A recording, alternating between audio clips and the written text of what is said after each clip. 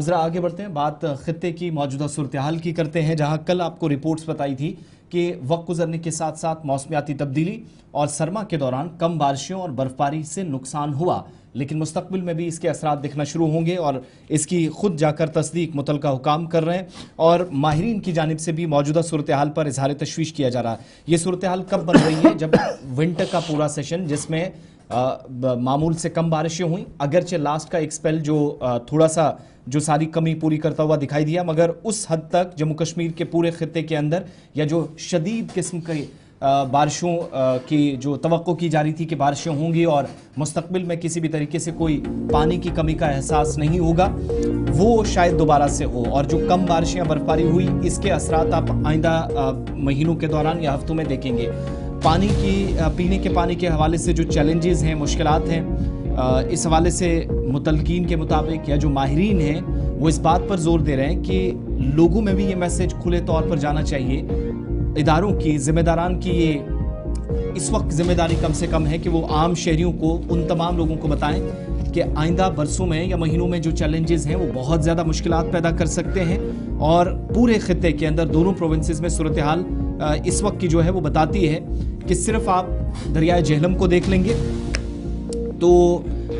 इस वक्त भी पिछले दिनों जब बारिशें कम हुई तो कहा गया कि सतह आब बहुत नीचे चला गया और फिर बहुत सारे चश्मे, बहुत आबशार हमने सूखे हुए या सतह आब में कमी भी देखी। दोबारा से कहा गया कि अब नॉर्मल लेवल पर या जो वाटर लेवल है वो नॉर्मल हो गया है, लेकिन इस वक्त फिर से आहिस्ता आहिस्ता वही सूरत हाल बन रही है कि कल को जाकर ये जो गर्मियों का सीज़न है एक बार फिर से बाइस से मुसीबत बन सकता है। एक्सपर्ट्स इस तरफ इशारा कर रहे हैं, शायद मुस्तकबिल के लिए पहले से हिकमत अमली तरतीब देने की ज़रूरत है। इमरान नाइकू के पास हमारे चलेंगे। इमरान,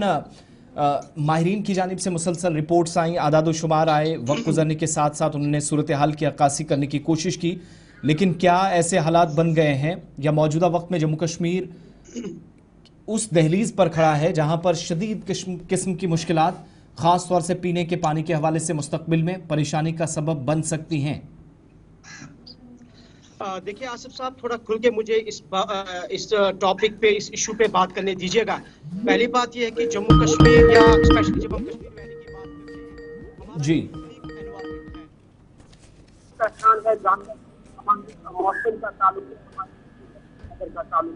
लेकिन ये एक अनफॉर्चुनेट है हमारे लिए, इसको हम बदकिस्मती कहें, इस पे हम मायूसी का इजहार कहें। दोबारा रब्ता करने की कोशिश करेंगे। इमरान, आपकी आवाज़ बहुत कम आ रही है, दोबारा इमरान को कनेक्ट कीजिएगा। लेकिन इशफाक, इस वक्त जो लोग हमें सोशल मीडिया साइट्स पर भी देख रहे हैं वो ये भी पूछ रहे हैं कि अगर ये सारी सूरत हाल हुकूमत के सामने है तो बैक टू बैक मीटिंग से डिस्कशंस या डिस्कशंस का सरकार का भी मानना कि हमारे पास जो जालिम का फ्लो है, दीगर चैनल्स का फ्लो है, वो जी रूटीन के हिसाब से, और थोड़ी सी बारिशों ने थोड़ी सी राहत ज़रूर दी है। लेकिन ये जो खबर है ये बड़ी इंपॉर्टेंट इसलिए है क्योंकि ये साफ कहा गया कि जनाब जो बर्फबारी होनी चाहिए थी, जिस कदर स्नो मेल्ट होना चाहिए था हिमालयन माउंटेन्स के अंदर और हमारी दीगर पहाड़ियों पर, जो पूरे साल आहिस्ता आहिस्ता करके हमारे नदी नालों के अंदर एक पानी बना बरकरार रखता, वो नहीं हुआ है। और वही अलार्मिंग ट्रेंड है कि आने वाले दिनों में मजीद तबाही का असारा मिल सकता है। इमरान, आपके साथ ज्वाइन कर। जी इमरान, कंटिन्यू करें। जी देखिए, मैं बता रहा था कि हमारा जो एनवायरनमेंट है ये पूरी दुनिया में यूनिक है, लेकिन जो मौसमियाती आवाज ठीक कर दीजिएगा, इमरान की आवाज हम तक नहीं पहुंच रही है।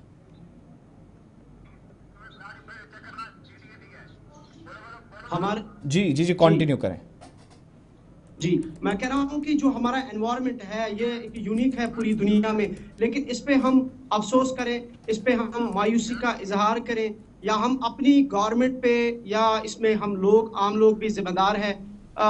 उनको हम जिम्मेदार ठहराएं। देखिए, जिस तरह से हमारे पास एक्सपर्ट्स फिगर दे रहे हैं, सरकार फिगर दे रही है, पहले हम ऑफिशियल फिगर पे जाएंगे कि जम्मू कश्मीर में 85% रेन डेफिसिट रहा है, बारिशें कमी हुई है। इसी तरीके से चलिए ग्लेशियर्स की बात करते हैं। हमारा सबसे बड़ा ग्लेशियर है कोलाई ग्लेशियर, थजवास और वगैरह है। 1962 से लेके आज तक हमारा जो कोलाई ग्लेशियर है वो 23% श्रिंक हुआ है, वो टुकड़ों में तकसीम हुआ है। हमारे ग्लेशियर्स पिघल रहे हैं, हमारे नदी नाले, हमारे दरिया, हमारी झीलें, हमारे जो आबशार है वो खुश्क होते जा रहे हैं, और इसकी बहुत सारी वजूहात हैं। और सबसे बड़ी बात यह है कि जिस तरह से बारिशें कम होना, बर्फबारी ना होना, और इसका मतलब यह है कि हम डायरेक्टली इनडायरेक्टली ग्लोबल वार्मिंग और क्लाइमेट हमारे ऊपर असरअंदाज है, हम इसके असरात से मुरतब हो रहे हैं, और जो एक दुनिया के लिए एक बहुत बड़ा चैलेंज है इस वक्त। लेकिन अनफॉर्चुनेटली जिस तरह हमने कहा कि हमारी एक यूनिक पहचान है, हमारी एक यूनिक एनवायरनमेंट है हमारा, लेकिन हमारे यहाँ ग्लोबल वार्मिंग और क्लाइमेट का चेंज है के असरात हैं, और जिसकी वजह से अब एक तो पीने का पानी जाहिर सी बात है उसकी किल्लत तो ऑलरेडी है ही है, और अब जिस तरह से रेन डेफिसिट हुआ है उसमें और ज्यादा एक्सपर्ट्स ये खदशा जाहिर कर रहे हैं कि आने वाले वक्त में अगर बारिशें फिर से नहीं हुई प्रॉपर टाइम पे तो यकीनी तौर पर बहुत बड़ा जो है चैलेंज आने वाला है पीने के पानी को लेके। और इसी तरीके से हम देख रहे हैं कि हमारा 70% हमारी जो पॉपुलेशन है वो या तो एग्रीकल्चर या हॉर्टिकल्चर पे के साथ वाबस्ता है, तो उसके लिए जरूरी है कि हमारे पास पानी होनी चाहिए और इरिगेशन के लिए जरूरी है। लेकिन जिस तरह से पानी डेफिसिट हो रहा है, बर्फबारी नहीं हो रही है और माहौल का तवाजुन बरकरार नहीं है, तो उसके ऊपर भी डायरेक्टली इम्पैक्ट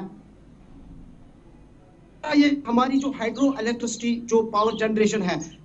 बारिशें नहीं हो रही है, बर्फबारी नहीं हो रही है टाइम पे, तो हमारी जो हाइड्रो इलेक्ट्रिक प्लांट्स हैं वो उनमें जो है कैपेसिटी जो जनरेट की है वो भी दिन ब दिन खत्म होती जा रही है, और बेतहाशा हैजर्ड मैनर में डेवलपमेंट हो रही है। हमारा जो एग्रीकल्चर लैंड है वो खत्म होता जा रहा है। हमारे दरियाओं पे आप देखिए किस तरीके से गैर कानूनी तौर पे यहाँ पे तजावजात खड़े किए जा रहे हैं, किस तरीके से हमारे दरियाओं से जो रेत है एक्सट्रैक्शन की जा रही है इलीगल तरीके से, हमारे नालों से जो बाजरी निकाली जा रही है उस पर कोई नजर नहीं है सरकार की। हमारे जंगलात का जो कटाव है किस तरीके से बेतहाशा डिफॉरेस्टेशन हो रही है, तो जाहिर सी बात है जब डिफॉरेस्टेशन हो, जब हमारे यहाँ सॉइल इरोजन हो तो एनवायरनमेंट पे उसका असर पड़ता है, और जब एनवायरनमेंट पर माहौल पर इन चीज़ों का असर पड़ता है पोल्यूशन बढ़ जाता है, गाड़ियाँ हमारी बढ़ रही है, पोल्यूशन इतना हो रहा है, और उसका असर भी एक तो हमारे ग्लेशियर्स पे पड़ रहा है, हमारे माहौल पे पड़ रहा है, जाहिर सी बात है एटमॉस्फेयर पे जब पड़ता है तो जो मौसमियात की तब्दीली है वो देखने को मिलती है। एक साइड से हम देख रहे हैं कि सरकार की तरफ से बहुत सारे दावे किए जा रहे हैं कि इलीगल कंस्ट्रक्शंस जो दरियाओं के ऊपर हो रही है, एक्सट्रैक्शन हो रही है नदी नालों के ऊपर, या जंगलात का कटाव हो रहा है। आप देखिए एक बड़ी एग्जांपल जिस पर हम कल बात करने वाले थे वो हमारा है बायोडाइवर्सिटी एक्शन प्लान जो गवर्नमेंट ने 2020 में एक पॉलिसी लाई थी, और उसका मतलब ये था कि हमारी जो बायोडाइवर्सिटी है इसको कैसे बचाना है और इसको मुनसिफाना इस्तेमाल कैसे करना है, और उसका बेसिक मकसद ये था कि हम क्लाइमेट चेंज को सही तरीके से कैसे यहाँ पे बचा सकते हैं। लेकिन 2020 से 2025 में हम चले गए, 6 साल हुए, और ये पॉलिसी जो है ये अभी तक गवर्नमेंट की तरफ से अप्रूव नहीं की गई, और एक इंटरनेशनल एक्सपर्ट